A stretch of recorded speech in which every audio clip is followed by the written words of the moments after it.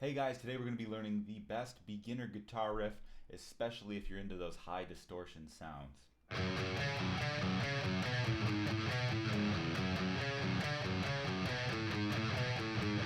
So the riff we're going to be learning is none other than Crazy Train by Ozzy Osbourne.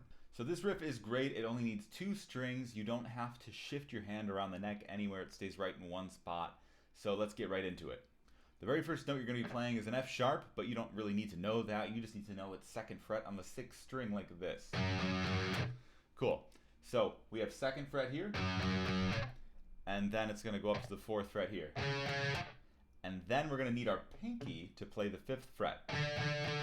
So let's stop right there because this is one reason why I really like this riff, because too often I see guitar players who really don't use their pinkies, and it becomes so underused that they end up hitting a plateau in their playing because they can't play more notes because the pinky opens so many doors for you. So if you start practicing this Crazy Train riff now, you're going to start giving your pinky that early exercise it really needs early on in your playing. So the riff starts out with those notes kind of going like this. There's our first chunk. Let's just take that. So sometimes I see people play like this, where they take the fingers kind of on and off like that. That's not super efficient. It's also not the end of the world. I would recommend you get used to keeping your fingers down on the guitar though.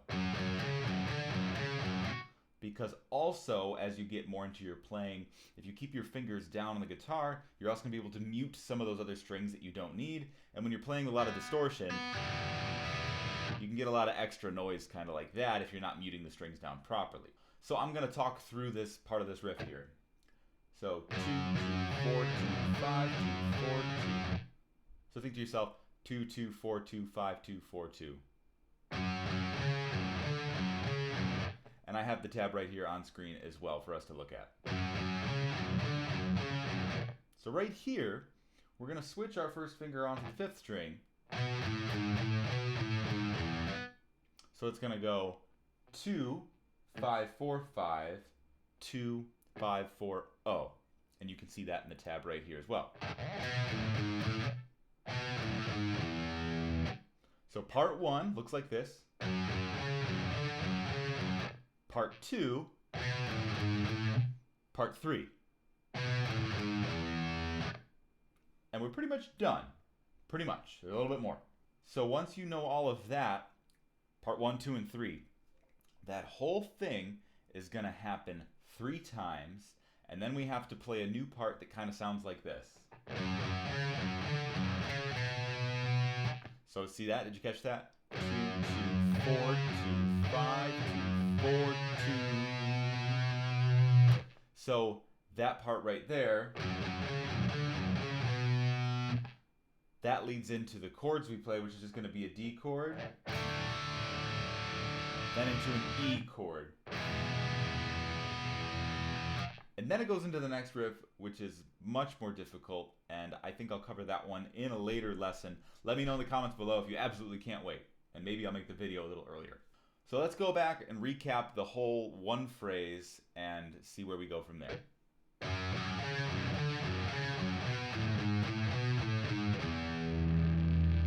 So now see if you can get it into the next one. So play it the phrase once and then going into the next line.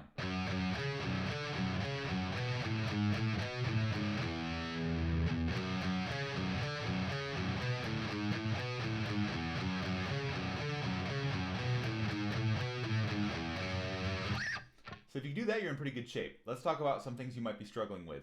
Another reason why I like this riff for beginners is that it forces beginners to go in between these 6th and 5th strings.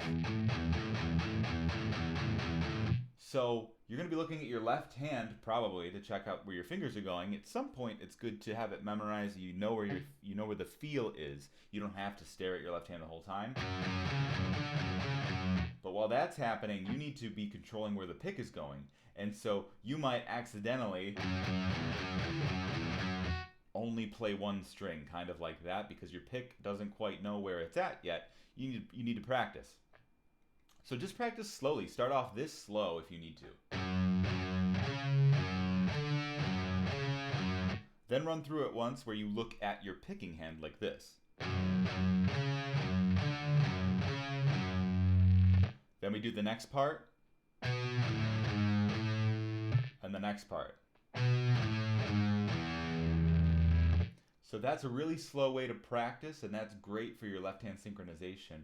Just make sure that you use a metronome so that you're keeping it even, and then slowly speed that metronome up until your hands are able to play it at a faster tempo.